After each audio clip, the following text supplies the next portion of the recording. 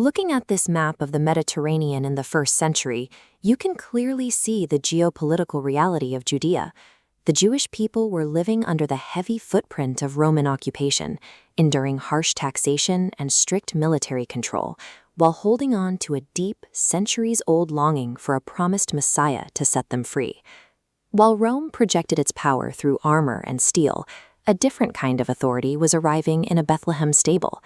Many expected a fierce political conqueror to arrive with force. Instead, the world received a child.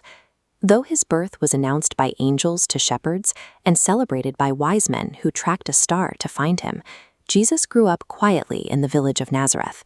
He learned the carpenter's trade from his earthly father, Joseph, and while he displayed a profound wisdom by age 12, holding his own with the top religious scholars in the Jerusalem temple, he spent his youth in Nazareth practicing quiet obedience.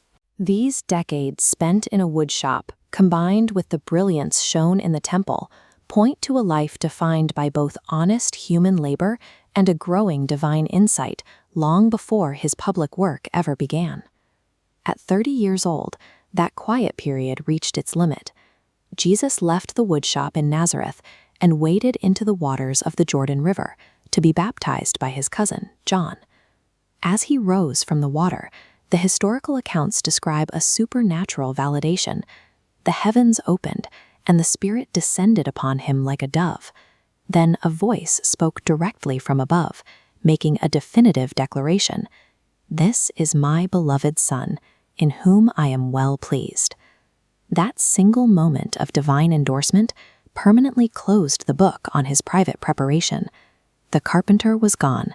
The public mission that would alter human history had officially begun. Traveling across Galilee and Judea, Jesus began teaching with a startling authority. In the Sermon on the Mount, he delivered the Beatitudes and commanded people to do the unthinkable, to love their enemies, to turn the other cheek, and to forgive those who wronged them. He immediately backed those radical teachings with undeniable power. At a wedding in Cana, he turned ordinary water into fine wine. Soon, he was healing the blind and the lame with a simple touch, and even curing a Roman centurion's servant from miles away just by speaking the word. His command extended over the physical forces of nature. Caught in a violent storm on the Sea of Galilee, he spoke 3 words, "Peace, be still," and the churning water instantly flattened into glass.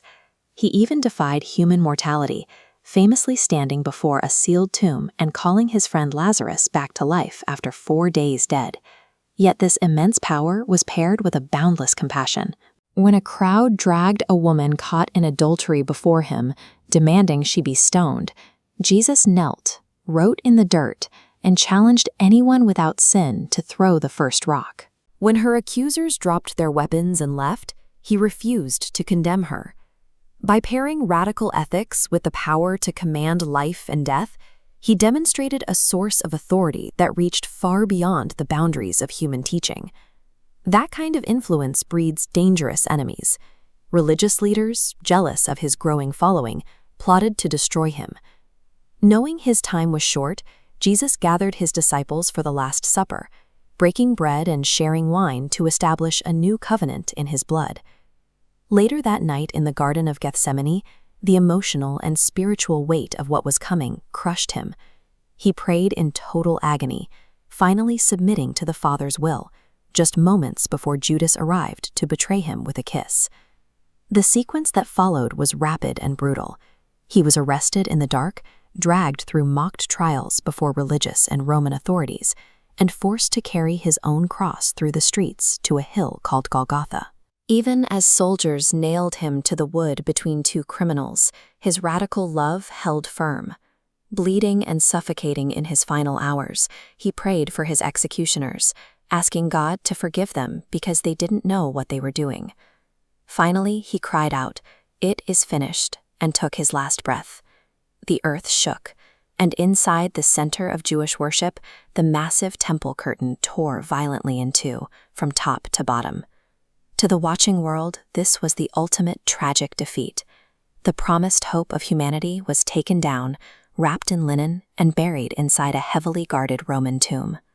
But the grave couldn't hold him.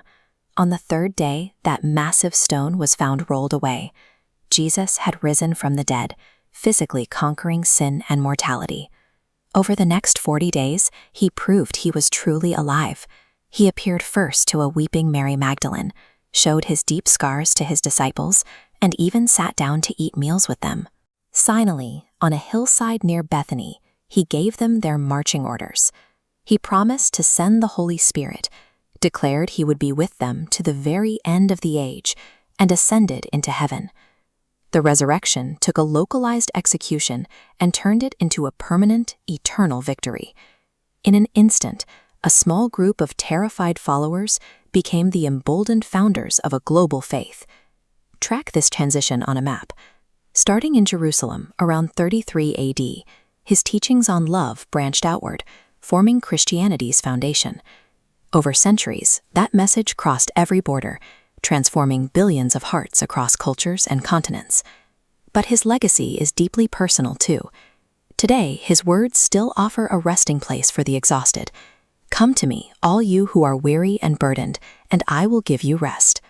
The cross and the empty tomb stand as the historical foundation for an invitation that continues today. The same love demonstrated then still calls to individuals by name.